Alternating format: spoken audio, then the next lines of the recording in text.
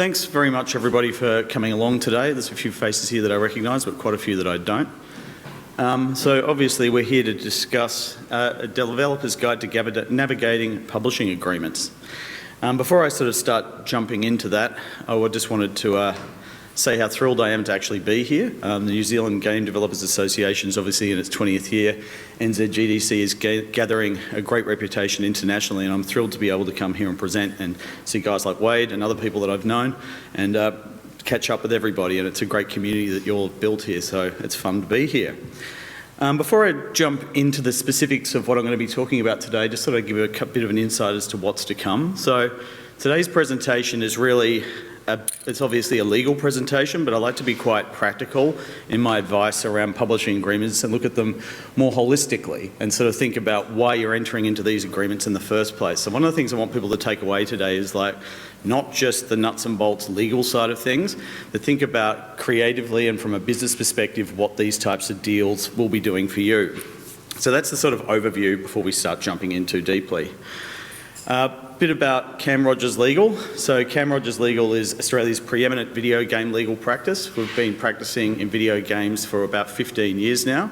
And amongst other things, we do general commercial and also do a lot of work in the film industry in Australia too, but primarily video games, and that's kind of my happy space, and that's the stuff that I'm most comfortable working on. So what does that actually mean? Well, we act for local developers and international publishers and international developers too, for that matter. And we assist folks, just like the indie devs that are downstairs and the people here today, work through development, distribution and secondary exploitation of their IP, all the way into transactional matters that might come along down the track.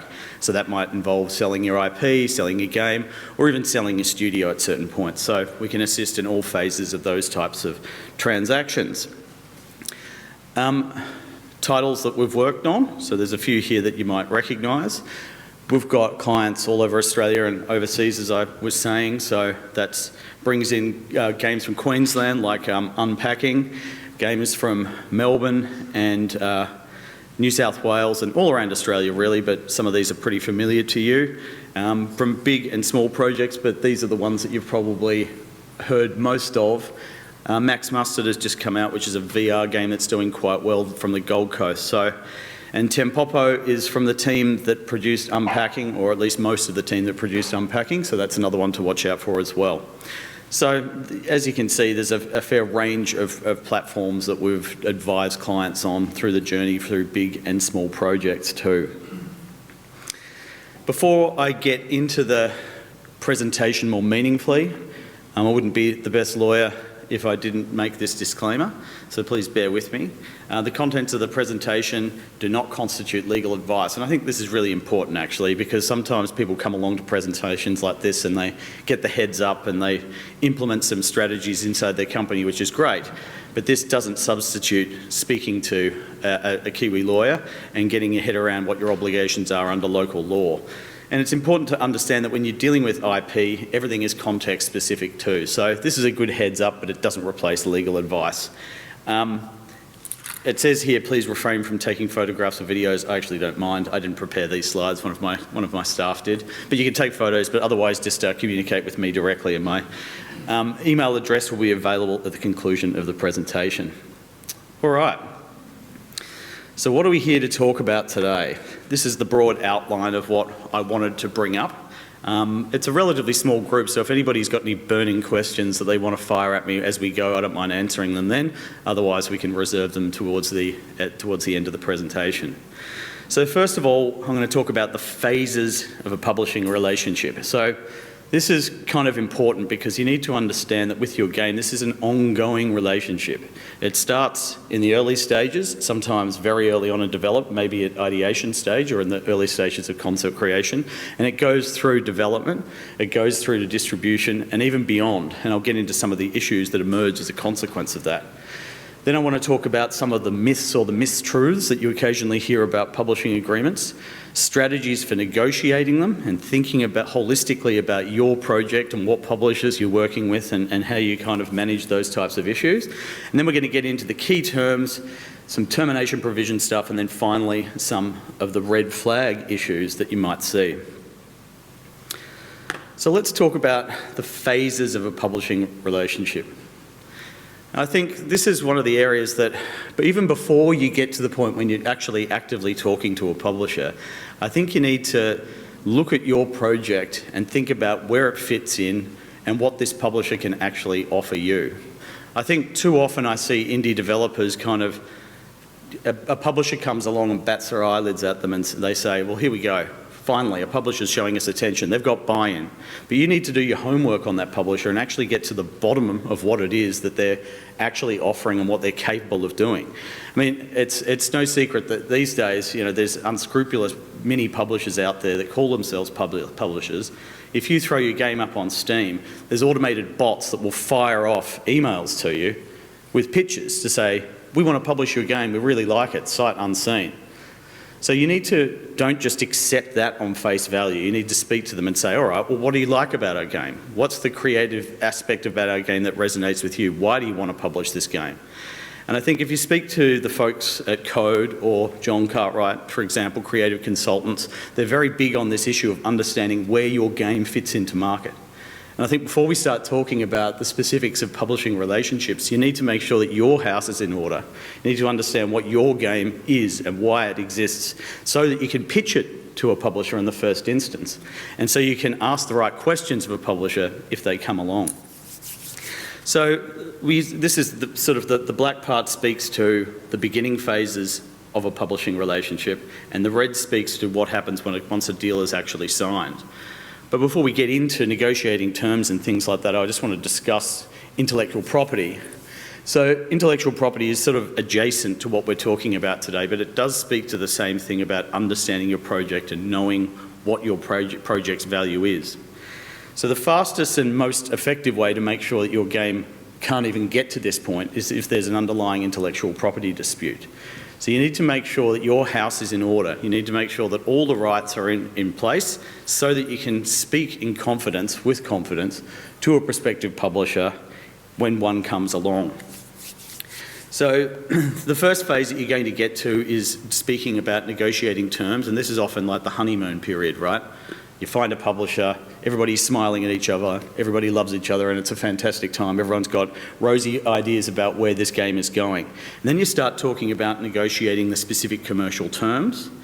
And sometimes at that point, you'll see a deal memo or a term sheet or a short form agreement or even a letter of intent that will be produced. That would typically happen with a slightly higher budget game. Sometimes you go straight into the publisher's long form agreement.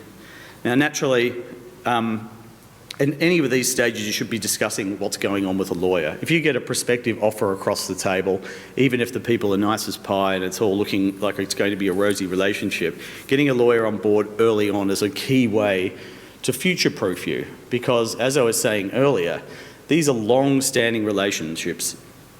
It's not just about the development pipeline, it's all the way through to distribution and even beyond. So if you get onto a big game, I worked on Crossy Road, for example. That's evergreen IP that's still going on and on and on and on and probably will continue to go on as long as it's maintained. Had they have signed a publisher's agreement early on, they'd only just be coming off the back of that arrangement now. And so sometimes it's hard to know the true value of what you're sitting on at the outset, so you just need to be very careful about giving away those rights. But let's assume then that you've spoken to a lawyer, you've got a long-form publishing agreement in place, then we move into the active component of the relationship where you're talking about developing your game, the actual publishing of the game and getting it out to market, and finally the post-launch support for the game as the game sort of winds down and you get to a point where it's had its peak and you're managing cash flow and you're managing putting it on sale, those types of issues. So they're the sort of broad phases, the 7 phases that that I like to kind of make reference to. And these are the phases where you and the publisher have a vested interest in one another. So what essentially happens throughout the publishing relationship is that at certain points you're completely aligned, often at the very beginning, and then as the game kind of goes on, the relationship shifts a bit as it starts to become more commercial in nature. And you're wanting the game to continue to be supported by the publisher more actively. They might lose interest, they've got other projects on the go. So the relationship ebbs and flows depending on where you're at throughout this negotiation, throughout the lifetime of your game and the arrangement. So it's important to think holistically across the board of how the publisher is going to support you at each iteration. Okay, so mistruths about publishing agreements. So often people come to me and the first thing they say was, look, we got this publisher's agreement through the door, but we've been told, and we trust them, that these are the standard terms and they're non-negotiable. Can't do anything about it, these are the standard terms. Well, obviously, that's not true. The document that gets presented to you in the first instance represents their best position, and that's why they say that to you.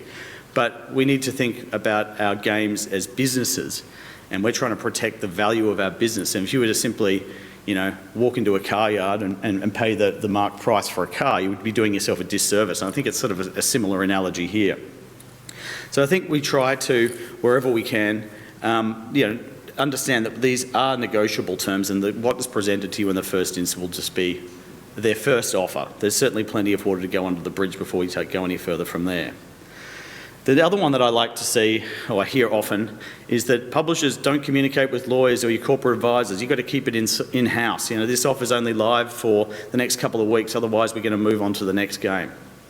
Again, obviously untrue, and it could actually invalidate the contract overall if it's signed without any input, or if they encourage you not to speak to a lawyer, that's generally a red flag.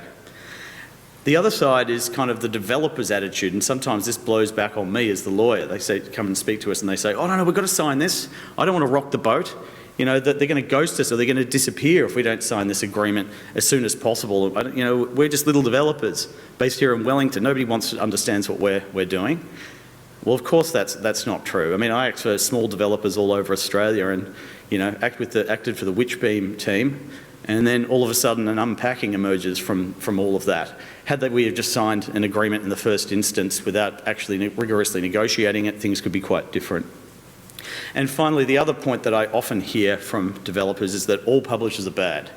This is obviously not true, right? I think, and this goes back to what I was saying at the beginning of this presentation, it's about understanding what it is that you need from the publisher.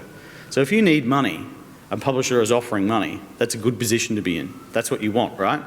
But if a publisher is not really offering you what you need, and instead they're offering you untold amounts of marketing support, can't really clarify exactly what they mean by that, you're sort of thinking to yourself, do we actually need this? Well, it's a publisher, we should sign this deal. That's not what you as a developer need from your publisher, and that's not the publisher's fault that they're pitching that to you, that's you not understanding your business. So work with the publisher to understand what it is that they can provide and understand what it is that you need, and then you're going to be in a better position when you come to starting to negotiate with these publishers, as I've said.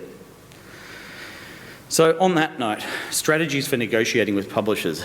I think, as I was saying, there's typically a honeymoon period at the beginning here. So you go into sort of a speed dating kind of mindset sometimes if you're at a market like GDC or Gamescom and you're speaking to a range of publishers. It's important to understand though that, look, at the outset you need to understand what your pitch is, you need to understand who the publisher is. Don't walk in there not knowing what it is that you've got and what it is that they've got. If you've got a party game, don't go in and talk to a mobile publisher based in Denmark or something. Understand who it is that you're speaking to and why, so that way you're not wasting their time or yours. Obviously, engaging a lawyer early on is good. In that way, if commercial terms start to get produced, you can speak to a lawyer and understand, how does this fit into the framework of what you've seen? Lawyers are not business advisors, but they can speak to what they think is usual or unusual or extreme or very good, and gives you a sense of how realistic the publishers are being or how keen they are on your project. So it's good to speak to an engaged lawyer early on. So as I was saying, you've got to understand your leverage and needs. So you've got to understand what it is that you own and what it is that you need from them. And this actually speaks to the intellectual property point I was making before. Some of the decisions that you make really early on in your game around how you license in IP from third parties can have consequences in the negotiation that you have with the publisher. So in video games, I like to just talk about the IP being a bundle of rights. Because if you think about it, the IP is really coming from your artists, it's coming from your composers, it could be licensed in from third-party services, it's got code, it's got narrative. All these things kind of come in together. If you don't have that tied up in a robust fashion, when you're speaking to the publisher, that could become problematic. And one of the examples that I like to give in that area is music. So you could have a really loose arrangement with your composer about bringing in the music for quite limited purposes. So it might be, cool, just need to use it in the game, maybe promotion of the game. And then you get to the publisher's arrangement. The publisher's like, cool, we want to work with you. We view the music as part of the game. We're going to release the soundtrack. Is that okay with you? If you haven't got the approval of the composer in the first instance to do that, that means the conversation with the publisher becomes limited or becomes negative quite early on. So understanding what it is that you've got so that you can communicate that with the publisher early on is going to smooth things out because they get a better sense of what the commerciality is and where the limits are around what it is they can and can't do. So that just comes down to being organised and certain on the key commercial terms, and good lawyers would be able to assist with that. All right, so you've gotten to the point now where you've been speaking to a publisher, you've got your IP in order, and you start looking at this deal that's arrived on the table in front of you. You're like, right, here we go. The key terms in the publishing agreements. Let's have a look at these as a bit of an overview. So you've got the advance, which is obviously the big one, the development and the milestone things, milestone provisions, if they exist, net revenue, term, rights being granted, which I'm going to spend a bit of time on because that becomes very important. Then you've got the publisher obligations, what it is that they're actually going to do for you and your team and your project. And then we're going to talk about the termination and consequences of termination. So that, in essence, is like a lightning overview of what you could expect to see in any standard publishing agreement or letter of intent. So let's dive into a few of these issues in a bit more detail. Okay, so the big one here is advances and development funding. So obviously, if you've done your homework and you've worked with code or you've worked with a John Cartwright and you've gotten to the bottom of what your project actually looks like and the money that you need and why you need it, then that should be reflected in the contract itself. This is the amount that you need. But how that money is paid out to you is equally important.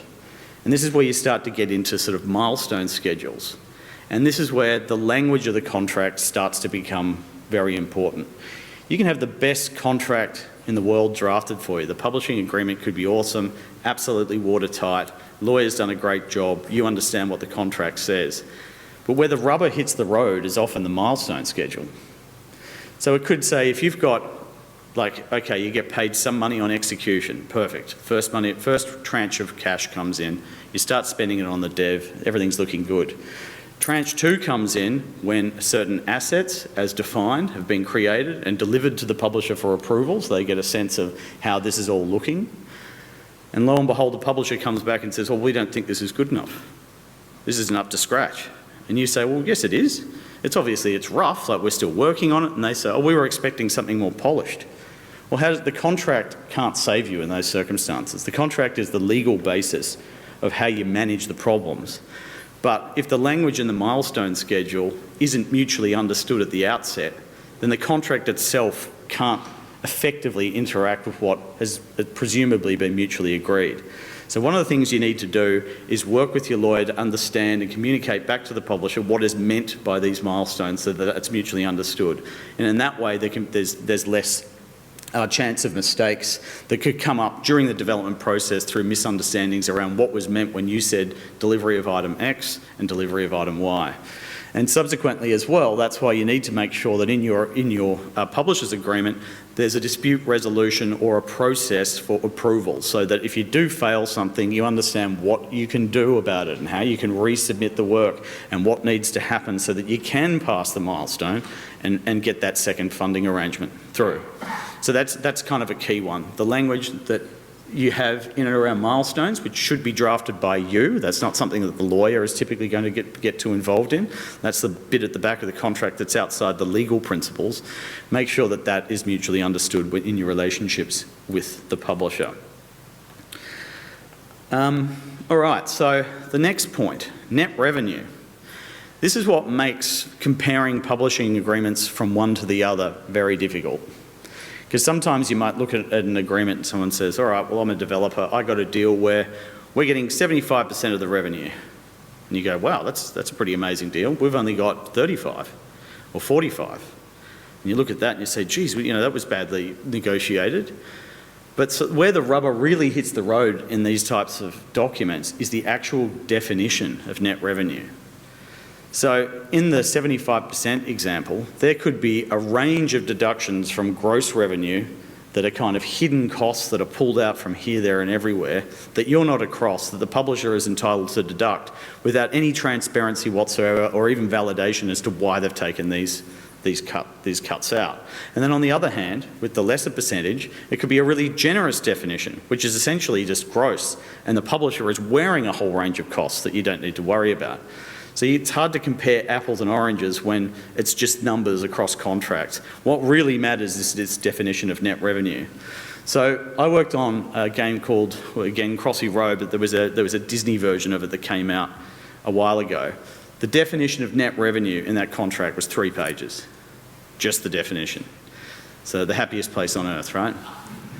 So you can see how detailed this gets into. The numbers are all there at the top of the contract, and then at the back, there's 3 pages of definitions around what's in and out of the net revenue position. And sometimes you'll see very crafty behaviour from the publishers around how they calculate these things. So like a favourite one that I've seen, for example, is, yes, we agree to take your game to Gamescom. We'll take it to GDC, and we'll set up a stall, and the costs associated with that will come off the back of your revenue. And you go, okay, well, that's fine. Until you find out that they actually took 5 games to Gamescom, and they charged each one of them the total cost of each game's revenue. So you need to make sure that to the extent that those costs apply to your game, it's prorated. You need to make sure that you're not letting too much out. So spending a lot of time on this definition of net revenue is very important, and any good lawyer should be able to assist you with that.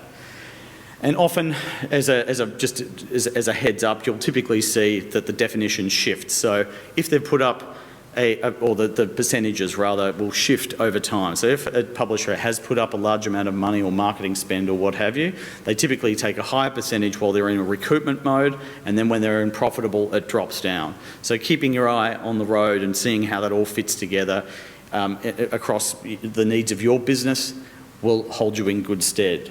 But I can't stress it enough that it's very important to focus on the definition of net revenue in any of the agreements that you enter into. All right, finally there's going to be the term of the arrangement. So speaking about intellectual property again, it's important to remember that IP, which is really what a publishing agreement is speaking to at its heart, can be managed in a range of ways. It can be managed in territories, it can be managed by time, and it can be managed by media, for example. So if a publisher comes to you and they say, all right, we want an agreement in perpetuity, you say, okay, well that seems like quite a long time. You need to be careful of that. And often the first agreement or first draft of the agreement that you will see, it'll have some ridiculously long period which is going to cover you for the life of the game, the run-off of the game. And that might be appropriate in certain circumstances. Again, I'm not saying that all publishers are bad, which is sometimes the vibe that I give off. It's about understanding what your needs are and what it is that you're giving away. So you've got to think about all of that in a bit more detail and get into that shortly. So I tend to go for like a maximum of 7 years unless there's a very, very good reason for it to be extended. And I think, if you aim for 5 to 7, that should give the publisher enough time to manage the relationship kind of for the life of the game and then give you flexibility about what happens later on. They may like that, they may not, and depending on what they're offering you and how well the relationship is kind of set up, maybe longer is appropriate and you feel very comfortable with that. So, for example, I work with the Untitled Goose guys, House. They've got a long-standing relationship with Panic, and they are extremely close. There's a really tight relationship there around their games and their spin-offs and all the rest of it. They're working on a game called Big Walk at the moment with Panic, and that's a really good relationship that works very effectively. And so I don't step in too much and start amending terms in those arrangements. But that's a long-standing relationship that's been around. There's a lot of trust between those parties, and that's very different to what as you might see as indie developers. So being mindful of that and not just letting things go forever and ever is going to be a nice backstop in case things do go south. And on that similar note, watch out for automatic renewals or rollover terms. I mean, sometimes you see in these publishers' agreements quite tricky provisions around what the ending actually looks like. It's like, okay, you get to the end of the 5-year term, and then you've got to let us know within 90 days, and we've got to respond within 30 days, and if all that happens, then the relationship is over. But if you don't follow this to the letter, then it gets extended for 2 more years. And then you look at it when you're negotiating it, and you think, okay, well, at least there's a process. It's a bit of a backwards process. I don't understand why it's so complicated. But 5 years comes around, and you forget. And all of a sudden you go, oh, gee, I was supposed to notify them 90 days ago. I haven't. You contact them and they say, and they've got an extra 2 years gratis. So think about that. You've got to think about the whole relationship, not just getting it signed and getting that first payment through the door. Okay, so I've spoken a little bit about IP, and I think, as I was saying, it can be segmented through media, it can be segmented through time, and it can be segmented through territory. And this also gets back to the beginning of the presentation when I was talking about knowing your publisher. So obviously there's certain things here that are going to be published, going to be required, the game IP. But say you've got a mobile game and you really want to get the game released in China. Okay, so you're speaking to a publisher in China and you're asking them, okay, so what's your process for getting the ISBN, which is a requirement for publishing a mobile game in China? How do you manage that? Well, okay, we've got an agent, we can do this, we can do that, and you've gone, great. Done my homework, they've ticked that box. You've looked around, you've seen they've released games in China quite similar to yours that have done quite well. The relationship is going smoothly, and then they turn around and they say, okay, we want rest of world too. And you go, okay, well, I can see that you're really good in China, but what do you know about Denmark? Or what do you know about Korea? What do you know about New Zealand? Why are you giving them these rights? You can hang on to those rights, allow them to publish in China and its associated territories, and hang on to the rest of it. So the important thing to take away there is, just because a publisher asks for something doesn't mean you've got to give it to them. Understand the value of what it is, understand the track record and the expertise of the publisher and why you're working with them, and hang on to some of these rights because they can become very valuable down the track. And this becomes important too in the definitions around what rights are being granted. If the definition of media is kind of too broad, you could be giving away the film and TV rights in your project. Now, as indie developers sitting here, we're not thinking about subsequent secondary forms of IP and their exploitation, but these things can become very valuable.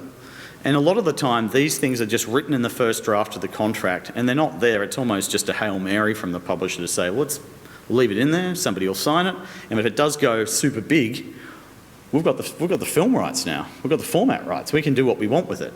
So yeah, there's no need to give all that stuff away in the first draft of a publisher's arrangement. Or if, on the other hand, that's important to you and you're aware of it and you like the look of these things, so merchandising, for example, is a good example. Maybe that goes along for the ride in a publisher's deal. But understand what their track record is with respect to that. You've got to understand, is the merch being ethically produced? Is the merch of a standard that's appropriate for the video game that you're working on? So I see publishers' agreements that have got where the publisher has a relationship with manufacturers, but once you dive into it, you realise this is pretty crappy stuff that they're actually producing. They've got a pretty poor relationship. Had I have gone out and either found the relationship myself or spoken to a more reputable publisher, the quality of the merch that's getting produced would be a lot higher. And that can interact with your game in strange ways. If the merch that you produce ends up in the bargain basement bin at wherever in retail stores or wherever else, or given away for free, like that impacts on the kind of the quality of the IP, the perception of the IP overall, and tarnishes your brand. So these things can have a negative consequences quite outside the deals themselves. Now, sometimes when you're dealing with a publisher, they will have a really good track record, and I've certainly signed or had my clients sign publishers' deals that do incorporate some of these third-party rights, but only if the team has got a demonstrable track record in those areas. Because if it is a good working relationship, then that becomes a turnkey solution for you. And I think one of the things you need to be mindful of too as developers is not biting off more than you can chew. Like if a publisher does have a good track record of producing merch or commercialising IP in other areas, can you do a better job, your four-person team? Like be aware of what your limitations are in these relationships with publishers, and if they are good at something, trust them in that, do your homework and see what they're capable of. But it's not, you don't have to knock these rights out completely. As I've said a few times here, it's about understanding the limitations that you've got and understanding what you need from your publisher and making sure there's a good fit. So that's the takeaway with respect to this. And understanding that the game IP, the music, the merchandising rights, the film and TV, all that stuff could be on the table, but make sure that the deal is working for you. Just on music and soundtrack rights, I mean, this is becoming an increasingly heavily negotiated area of video game law, I'm finding. When I first started in video games, soundtracks were literally given away for free. It was the publisher's position was that it came along for the ride.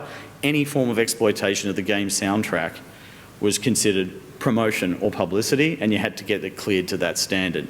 Thankfully, that's changed a lot in the last kind of 5 to 10 years, and it's becoming more akin to the film industry, which is entirely appropriate for composers, and I'm pleased to see it. But just be mindful that the arrangements that you have with your composer are going to become discussed in the context of a publisher's agreement.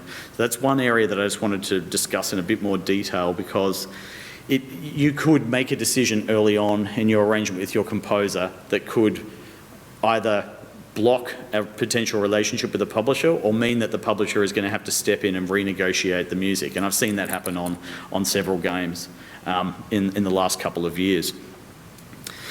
All right, so the takeaway here, I suppose, is making sure that you retain ownership in your game IP and license it. Don't give too much away. So let's think about that. All right, so then we move into the area of the actual publisher obligations. So you're in a position where you've spoken to the publisher, you've worked out they're a good fit, you understand what their track record is in a particular territory, you've sorted out your IP, everything's looking good. Let's just get this game out there, shall we? So what is it that the publisher is actually going to do for you? And you'd be surprised at how difficult it is to get the publisher to commit to undertaking specific tasks in the context of your game.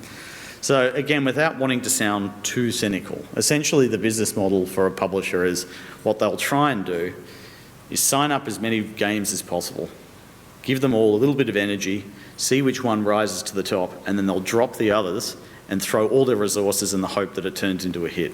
And that's kind of a cynical kind of an attitude, but that is more or less the business of publishing sometimes. So what do we do about that? Well, when we get the agreement to us, what we're trying to do is make sure that they're compelled to put as much energy as possible under our game so that it's got the best possible chance of success. And what that actually looks like in real terms, these are the types of things that you're going to see under publishers' obligations and what we should try and push into. But you want to see a marketing spend. Depending on the platform, you might want to see a user acquisition spend if it's in mobile as well. Understanding what they're prepared to spend, also understanding, going back to the beginning of the presentation, how that impacts the net revenue position, what that looks like for you. You want to see, in the case of them releasing a game in China or other territories, what's their localization strategy? How does that look? How effective is it?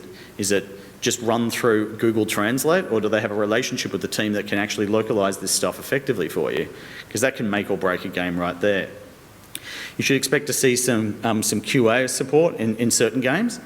And then customer support is another big one that I see too. And this can slip through sometimes, because what they'll typically do is they'll try and push customer support back on you as the developer. And if the game doesn't go so well and you've got a 5-6 person team, then customer support is fairly manageable. But if the game goes big and you're getting inquiries right, left and centre, that's going to be too much for a small team to handle.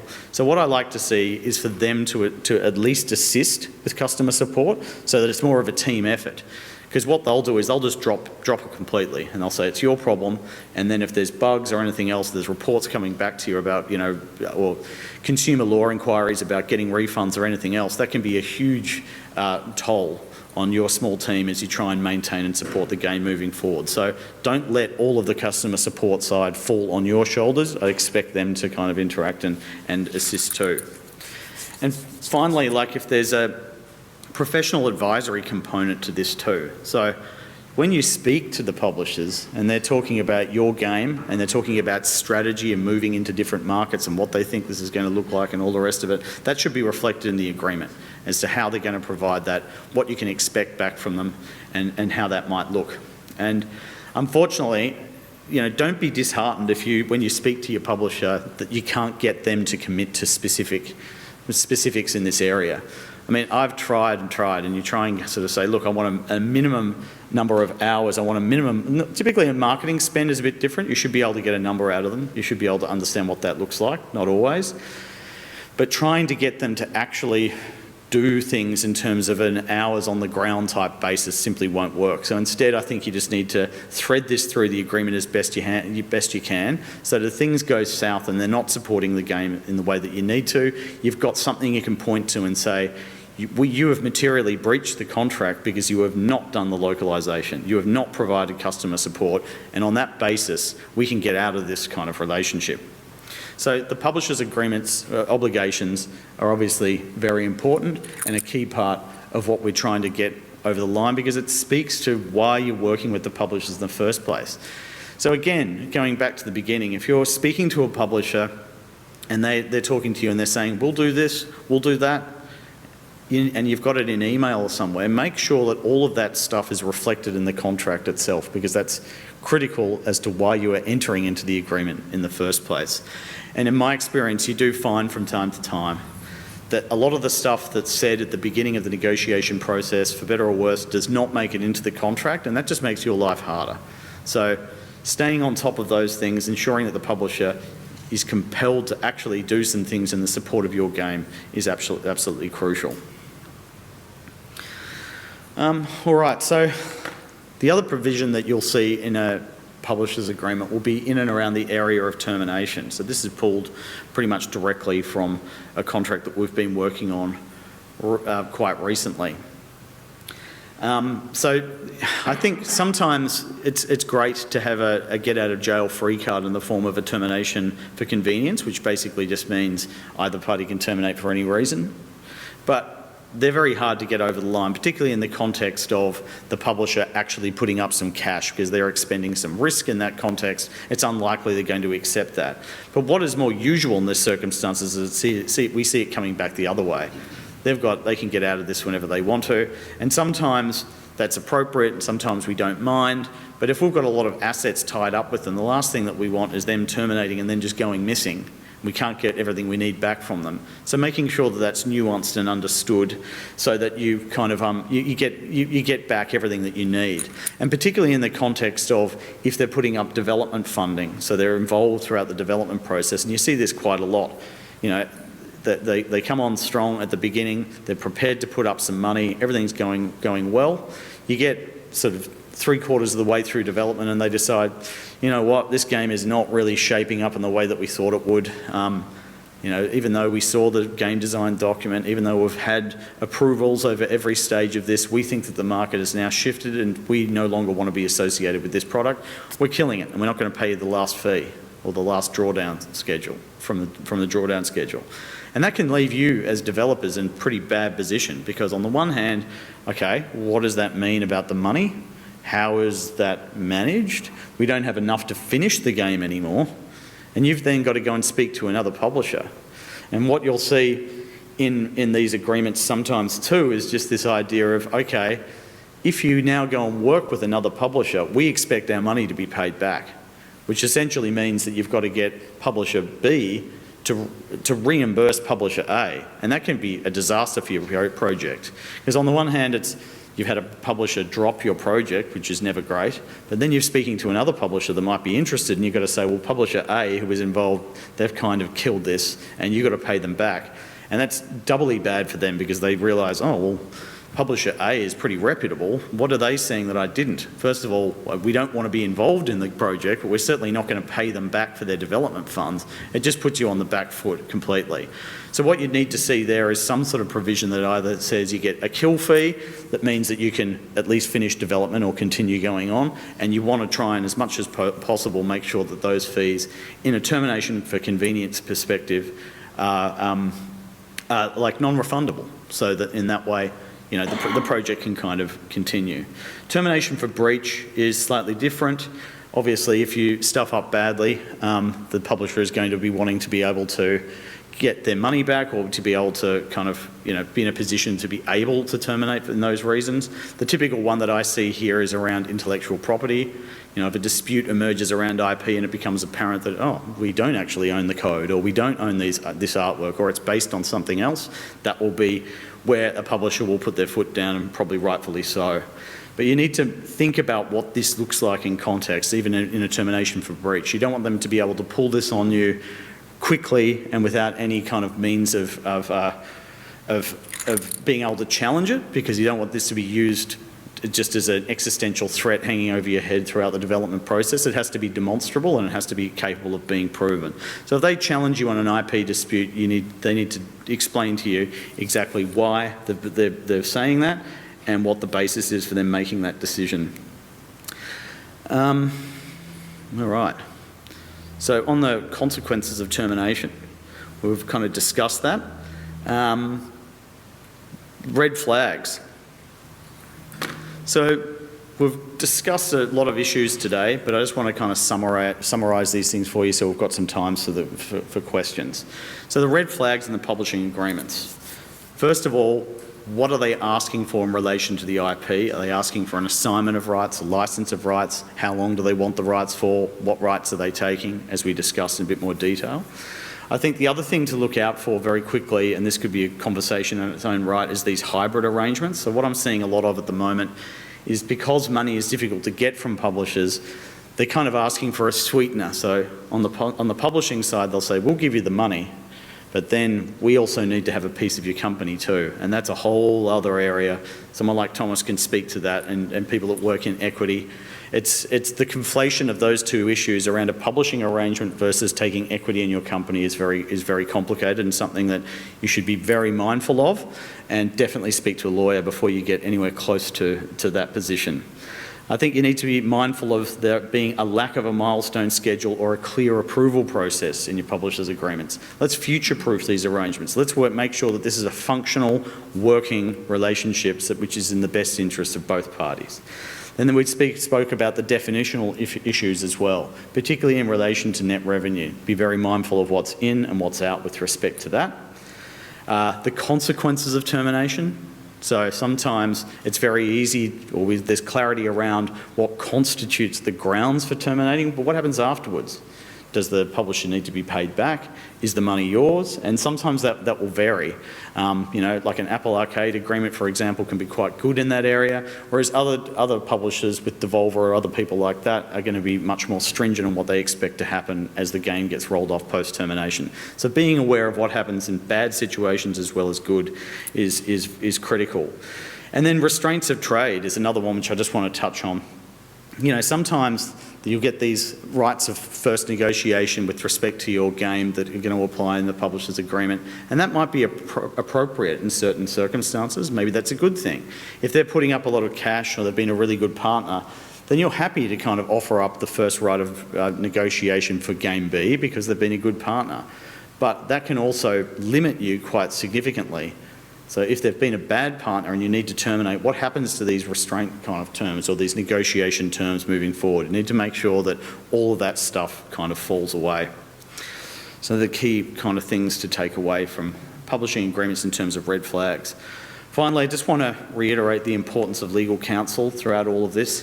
You know, they can be an advocate for you and, you know, acting in your best interest throughout. So there's some great lawyers here in New Zealand that I've met while I've been here that we should be able to assist all the way through this process, so don't hesitate to reach out to them, be they either here, Dunedin, Auckland, wherever.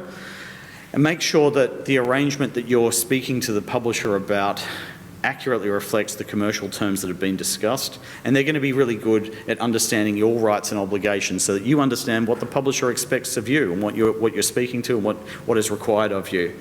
And at a minimum, I would ask for the lawyer that you speak to, don't speak to mum and dad's tax lawyer. You know, make sure you speak to somebody that understands intellectual property, and ideally the game space, because, you know, there's media lawyers out there, but video games really is its own kind of thing. You know, like, don't speak to a film lawyer and expect them to understand the nuance of what localization or quality assurance or user acquisition is in the context of video games. So getting somebody that understands the space is critical.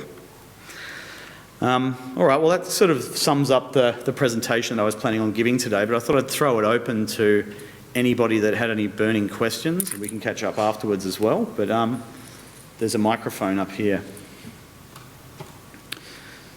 Yeah, no worries.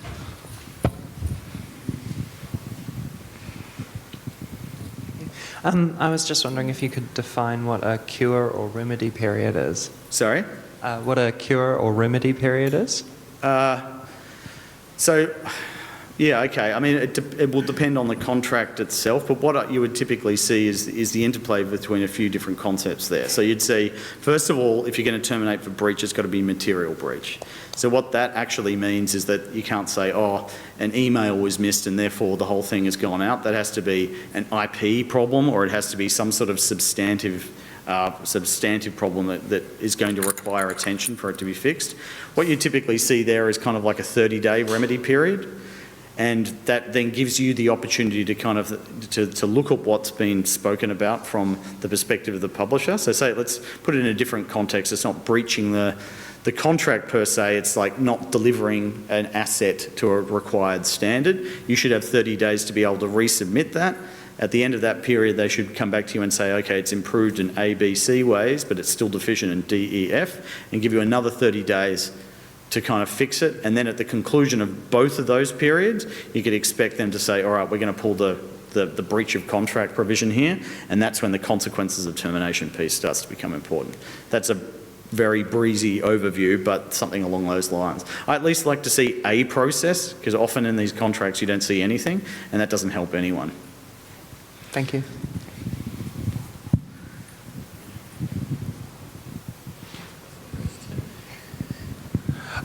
Question is, usually when you have these contracts, there's a stipulation of which law applies from which country. Yep. Is it usually the publisher's country if they're from overseas? Yeah, and sorry. They'll certainly go for that. I mean, look, you know, being based here in New Zealand, obviously it would be better to be kind of Kiwi law. But when it comes to copyright and some of these broader contractual provisions, they're pretty consistent across particular jurisdictions. So I'm quite comfortable with California because it's pretty easy for us down here to be able to engage North American counsel. I think what you need to be careful of is when it disappears into Eastern European countries, which have got unusual rules around what they can include and what they can't include, or how the dispute resolution process is going to operate effectively. So if it's something which, you know, it's a European country that you're very unfamiliar with, and this is something your lawyer should be able to speak to too, you know, try and drag it back into a jurisdiction that we're familiar with. But in and of the face of it, it doesn't kind of change what the contract means, if that makes sense. Hi. So actually our company is both a development collective and a publisher, so we do both. So that means our developers often share information with each other. And so we have like a little, you know, section in our Discord where devs will ask questions. Should that be something that we also like give as a heads up in a contract maybe? To just like say to our devs, hey, like in case you didn't know, we share information with each other. Should that be like a protection that we give them? Yeah, I mean, I think so. I think that just comes down to being a good partner. Letting people understand what your prerogatives are, because as I was saying, like this is a business. You know, the developers have got what they need out of this relationship, and the publisher's got what they need, and neither is good or bad. It's really about, does this relationship work? So everybody being on the same page about how you share things and bearing in mind privacy and intellectual property concerns that might be an issue there if you're sharing it too broadly, at least telling them why you're doing it and how that helps them would be useful. Awesome. We work with open source software a lot of the time, so okay. Ends up being less of a concern there. Yeah. I had a second question. We don't have a milestone agreement. We kind of Cool. go as a when it's done sort of deal. Like, that mostly does help the developers, but like, should we have milestones in place? I mean, look, it depends on like what your appetite for risk is, really. I like to create a sense of clarity in the contract. So if it's not milestone, it can be sprint oriented. There's a few different ways you can kind of carve that up. The key thing there is really, as I was saying, like mutual understanding about what constitutes the trigger point for payments and what constitutes activity that's going to end up in a bad territory of breaches and so forth. So mutual understanding. I'm quite fine with how the parties work with each other as long as it's understood, and then the contractual language reflects that and works with it. Thank Yep. you. Just time for one last question. So, Cam, what happens when you've got something like Humble or Annapurna and there's an explosion and you're working with those publishers? Yeah, I mean, yeah, the Humble situation is quite live at the moment, as I'm sure many of you are kind of aware. You know, without wanting to get into the specifics of those contracts, one of the issues there is a lot of them were signed early on without legal advice, and a number that I've seen are in perpetuity deals. And so these rights are now being shifted between Powell Group, Good Gains Group, who knows where, and who knows when it's going to end. And it's very difficult to put the genie back in the bottle at this point. You know, like the contract is signed, and instead you're kind of relying on a sort of a repudiation or bad faith argument, which is very difficult to get over the line. But the best place to fix these problems is before there's problems. I mean, that's very easy for us to say here and looking at it in retrospect, but it's the importance of speaking to a lawyer at the outset as opposed to down the track. Cool. All right, well, thanks everybody. I'll be outside, but you know, follow us on LinkedIn or reach out to us if we can help in any way, but thanks for having me.